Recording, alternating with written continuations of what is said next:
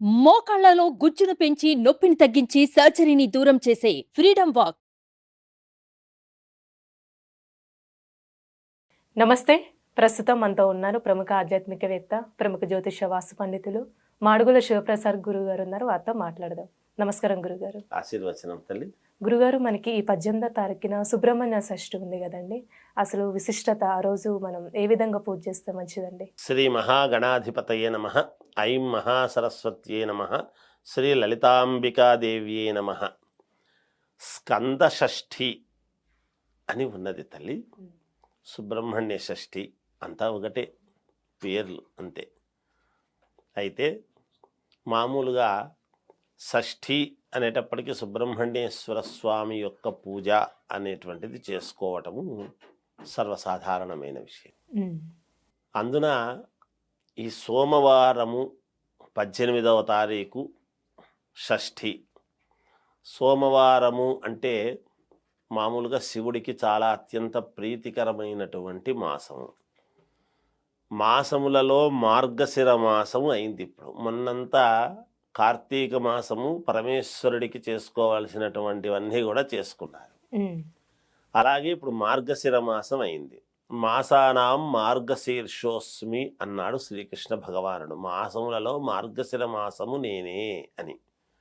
శివకేశవులకు భేదము లేదు అనేటువంటిది చెప్పుకుంటాము. అందున స్కంద షష్ఠి అనేటువంటిది ఎప్పుడైతే వస్తుందో, ఈ సుబ్రహ్మణ్యేశ్వర స్వామి పూజలు ఎంత చేస్తే అంత పుణ్యప్రదమైనటువంటి విషయం. ఎందుకు సుబ్రహ్మణ్యేశ్వర స్వామి పూజ ఎంత చేస్తే అంత అని అంటున్నామంటే, ప్రతి వాళ్లకు కూడా కాలసర్పదోషం అనేటువంటిది ఉంటాయి జాతకాలలో. 12 రకాల కాలసర్పదోషాలలో దానికి సంబంధించినటువంటి పూజ ఏమిటి అంటే సుబ్రహ్మణ్యేశ్వర స్వామి పూజ వలననే పరిహారం అనేటువంటిది జరుగుతుంది. మామూలుగా ఎలా పూజ చేసుకోవటము, అసలు ఏం చేయటము అనేటువంటిది ప్రతి వాళ్లకు కూడా ఇదే. నాగుల చవితి పండుగ అనేటువంటిది వచ్చినప్పుడు శ్రావణ మాసంలో సరిగ్గా పాలు వేయడము చేయడము ఏదో చేసుకుంటారు. తర్వాత శ్రావణ మాసంలో నాగుల చవితి పండుగకు చేసుకోలేని వాళ్లకు కార్తీక మాసంలో నాగపంచమి, షష్ఠి అవి కూడా వస్తాయి. చవితి, పంచమి, షష్ఠి ఎప్పుడూ ఒకటే ఇదిలోనే వస్తాయి. ఇప్పుడు స్కంద షష్ఠి అని వస్తుంది.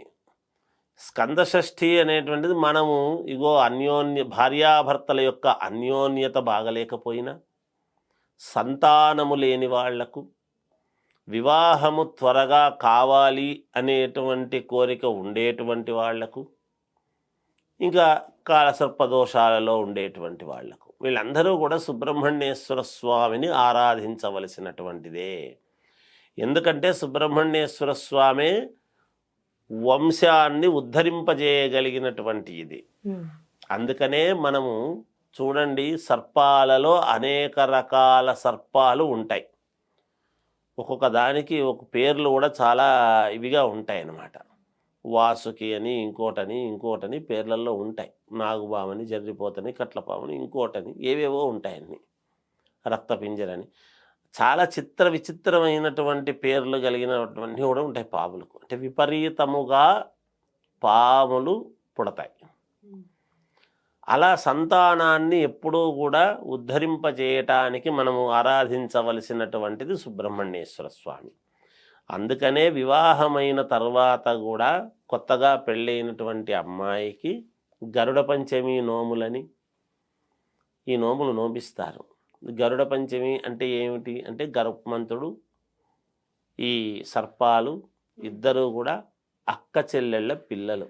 వీళ్ళు అంటే దాయాదులు అని ఆ గరుడ పంచమి నోముల్లో చెప్పించి ఆ పూజలు, గరుడ పంచమి నోములు, మంగళగౌరి నోములు ఇవన్నీ కూడా నోమించి 5 సంవత్సరాల పాటు నోముకునేది దేనికి అంటే, గర్భదోషాలు ఏమైనా ఉంటే గర్భదోషాలు పోతాయి అనేటువంటి దానికి చేయిస్తాం.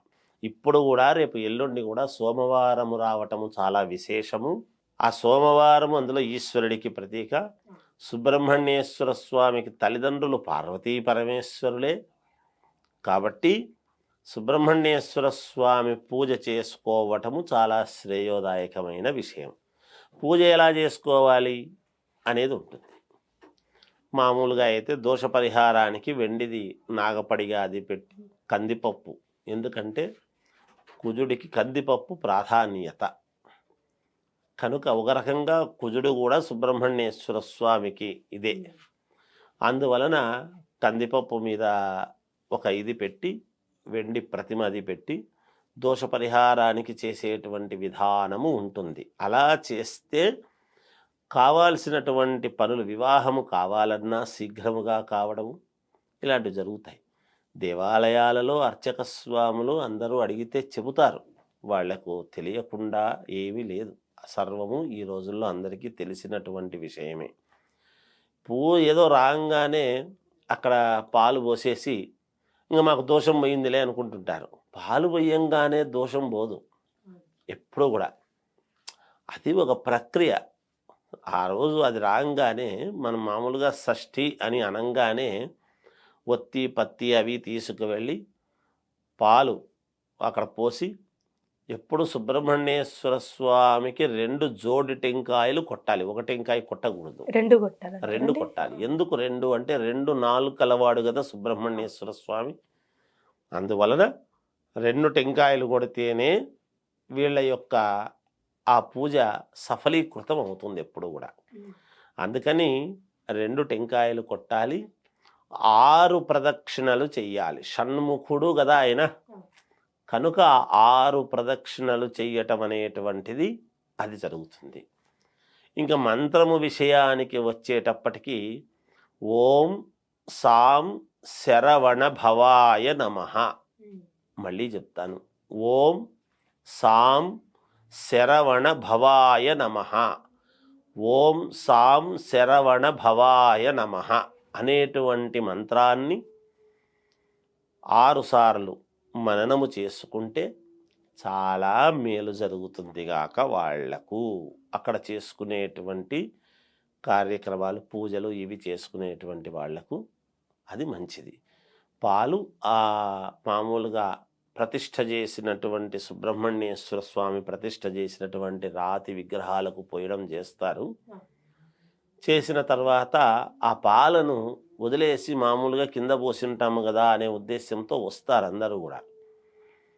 అలా చేస్తున్నప్పుడు సుబ్రహ్మణ్యేశ్వర స్వామికి ఎరుపు ప్రీతికరము కాబట్టి ఎర్రటి దుస్తులు ధరించి చేస్తే చాలా మేలు. అంటే ఎర్రగా, మరి అందరూ ఎలా గురువుగారు ఎర్ర చీర కట్టుకొని ఎర్రటి షర్ట్ వేసుకొని పోతే బాగుండదు కదా అని అనుకోవచ్చును గాక. ఎరుపు కలిసి ఉండేది ఉంటే బాగుంటుంది అని తల్లి, అంతే, ఏం లేదు. ఏదైనా ఎరుపు అలా లేదు, ఒక ఎర్రటి టవల్ వేసుకోవటం కానీ ఉండాలి. అలా చేసి ఆ పూజ చేసుకోవటం అనేటువంటిది పద్ధతి. అక్కడ పాలు పోసిన తర్వాత మామూలుగా అక్కడ పాలను, ఆ విగ్రహానికి పోసినటువంటి పాలను చేత్తో తాకి కుడి కంటికి ఎడమ కంటికి కనుక అద్దుకుంటే మేలు జరుగుతుంది. అదొకటి. ఇలా చెయ్యాలి. ఇంతే, వీళ్ళు చేసేది ఏం లేదు. అది చేసుకుంటే మేలు జరుగుతుంది. మామూలుగా పూజ ఉండేటువంటి దోషాన్ని బట్టి కందిపప్పు అది పెట్టి చేయించేటువంటి విషయం చేయిస్తాము. అప్పుడు వేసుకున్నటువంటి గుడ్డలు ఇంకా మళ్ళీ వేసుకోకూడదు, అవి వదిలేయాలి. ఎవరికి ఏ దోషం ఉంటుందో ఆ దోషం అంటే వాళ్ళ జాతకాన్ని బట్టి అది ఎలా ఉంది ఏమిటి. చాలా సంబంధాలు దగ్గరికి వచ్చి పోతూ ఉంటాయి, కుదరవు. ఎందుకు కుదరడం లేదు అని అనిపిస్తుంది. అంటే లగ్నములో కుజుడు ఉండినా, లగ్నానికి 2వ ఇంట్లో కుజుడు ఉండినా, ఇలా జాతకంలో కొన్ని చెప్పినారు ఎక్కడ ఉంటే తీవ్రమైనటువంటి ఇది ఉంటుంది అని. భార్యాభర్తల యొక్క అన్యోన్యతకు, చాలా విషయాలకు ఈ సుబ్రహ్మణ్యేశ్వర స్వామి యొక్క ఇది. అలా భూముల యొక్క తకరారులకు, భూమి తకరారులు ఉండి కోర్టులో ఉంటాయి చూడండి, పోట్లాడుతూ. కుజుడు భూకారకుడు కదా, సుబ్రహ్మణ్యకారకుడు కదా. మరి పావులు నేల మీదనే కదా తిరుగుతాయి, పాతాళలోకంలో కదా ఉంటాయి. నాగలోకం అనేది పాతాళలోకంలో ఉంది కదా. పుట్టలు భూమి మీద పెడుతూ ఉంటాయి కదా.